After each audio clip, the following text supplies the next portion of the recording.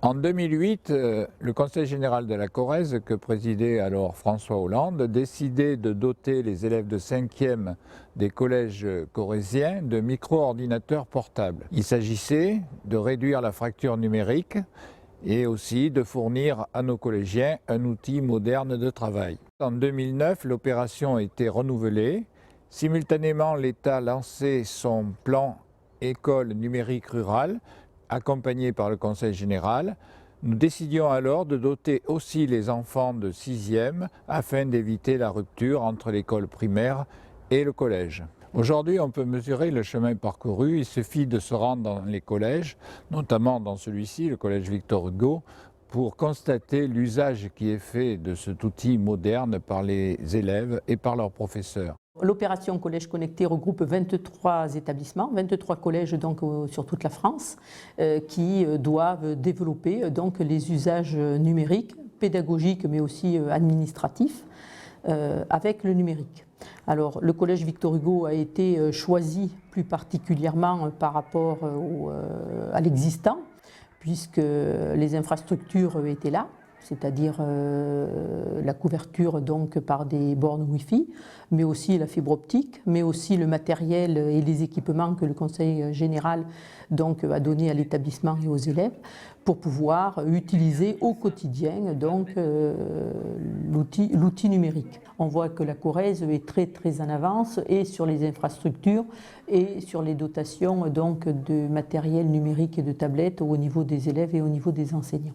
Une de mes missions est de m'occuper des emplois du temps, de la gestion aussi de tout ce qui est absence des enseignants et donc des remplacements, et également de tout ce qui est les notes, le suivi des élèves. Ça se fait dans notre établissement sur des logiciels, notamment le logiciel EDT pour les emplois du temps et les absences, et ce logiciel a un lien avec Pronote. Pour que les parents justement et les élèves puissent avoir accès à tous ces logiciels, on leur donne en début d'année un code avec des identifiants. Chaque parent et chaque élève a ses propres comptes. Voilà, quand on veut connaître un élève, savoir un peu ce qui s'est passé, son emploi du temps, s'il y a eu des soucis, parce qu'on peut aussi saisir les punitions, ou voilà, on a accès vraiment à un dossier qui est complet. Ce que m'a apporté le numérique dans ma démarche pédagogique, c'est surtout l'attention des élèves qui est décuplée. On s'aperçoit aujourd'hui que les élèves ils comprennent mieux certaines choses par le biais du numérique et surtout des vidéos. J'ai adapté ma communication avec les élèves. Le fait qu'ils soient connectés nous permet justement de communiquer avec eux en permanence, mais c'est dans les deux sens. C'est très pratique pour nous parce qu'on est capable de donner une information à tous nos élèves en même temps, à un moment donné, et on est sûr qu'ils l'ont. Donc oui, la communication avec les élèves se fait régulièrement par le biais des outils numériques. Dans ma matière, l'intérêt du numérique, c'est que ça permet de diversifier les supports que vont pouvoir étudier les enfants, de la vidéo, du son, des diaporamas, des choses comme ça qu'on peut leur transmettre. Ça diversifie aussi les types de production qu'ils peuvent nous faire, c'est-à-dire eux aussi produire des dessins, mais aussi des diaporamas, des vidéos, des photos, d'expérimentation. Donc ça permet de mieux faire le lien entre le réel, qui est notre objet d'étude en sciences, et les productions des élèves. Depuis 2 ans, je crois maintenant, certains collègues et moi utilisons un nouveau logiciel qui s'appelle Sacoche et qui permet d'évaluer par compétences. Donc c'est une application qui est qu'on retrouve sur Internet et auquel les élèves ont accès, ce qui permet de travailler en classe avec eux sur je sais faire, je sais pas faire, je dois m'améliorer sur tel point et sur celui-ci je suis performant. Et je trouve que l'évaluation prend un peu plus de sens grâce à ça. On a tous nos résultats, nos moyennes générales sur Pronote, on a tout, sur Sacoche aussi. Donc ici, jamais on a un problème, on peut envoyer un mail à notre professeur pour demander comment il faut faire. Alors que sans l'iPad, on ne peut pas. Avec l'outil numérique, c'est beaucoup plus facile d'évaluer par compétences. Puisque l'élève peut accéder à son livret de compétences, voir où il en est et en classe l'utiliser. Il apporte en fait dans certains domaines plus d'interactivité entre les élèves, donc finalement plus de dynamisme en classe.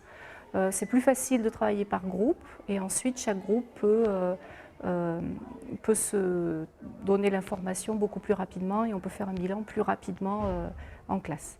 Je trouve que c'est une bonne idée de travailler avec les élèves avec des iPads. Ils ne doivent pas apporter des livres et c'est plus facile. Et on peut aussi utiliser l'Internet pour travailler avec des dictionnaires ou faire des recherches. Et ils peuvent nous envoyer tout leur travail avec le diaporama et je peux corriger les fautes. C'est très pratique. Avec la tablette, on peut faire des présentations photos, des dictées après en français, des dossiers d'art plastique, des présentations, plein de choses. On peut faire des traitements de texte avec l'application Page, on peut faire des recherches internet, on peut faire des montages photos, on peut faire beaucoup de choses éducatives.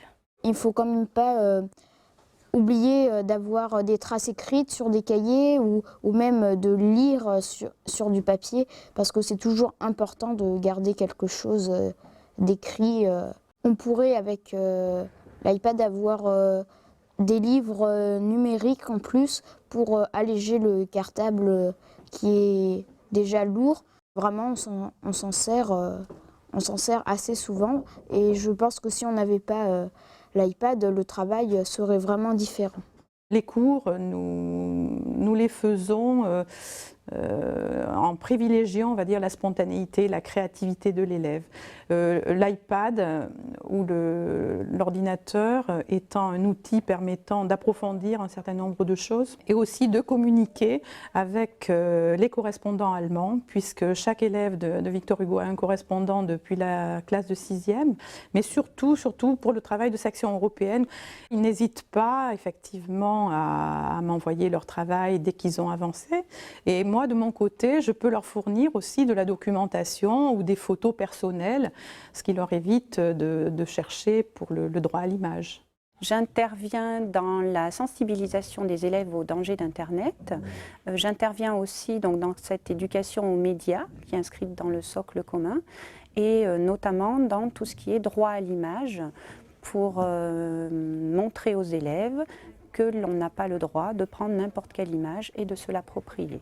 C'est vrai qu'Internet est un outil que les élèves utilisent beaucoup et naturellement, mais c'est notre rôle à nous, enseignants, de mettre non pas des barrières, mais je dirais des limites pour qu'ils comprennent que c'est un outil et qu'on ne peut pas tout faire avec et surtout pas faire n'importe quoi.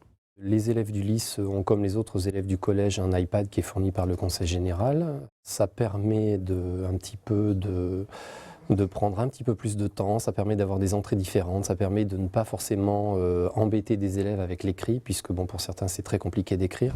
Donc on a des présentations qui sont ludiques, on a un accès facile, le maniement du clavier plutôt qu'un stylo. Un côté plaisant, mais bon, il faut quand même passer par des apprentissages avant pour pouvoir ensuite réaliser des exercices ou faire travailler des compétences sur les activités proposées sur certains sites qui sont effectivement très intéressants. Au lieu d'avoir des fiches support papier d'un côté, des supports vidéo de l'autre, des chronos, du petit matériel, grâce à l'iPad, il est vrai que le numérique me permet de rassembler, de condenser tous les outils que j'utilise et donc de gagner du temps et de l'efficacité. Ils sont sur un travail de recherche de balises. Sur leur iPad, je leur ai fourni une carte de course d'orientation qui mentionne l'emplacement de 14 balises.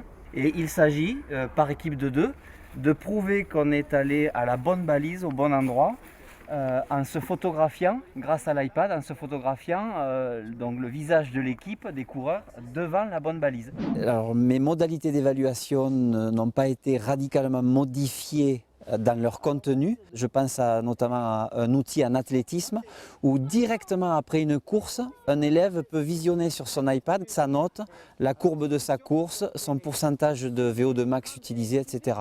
Et donc là, l'évaluation, grâce à l'outil numérique, elle est 10 fois plus rapide qu'avant et elle est surtout formatrice pour les apprentissages.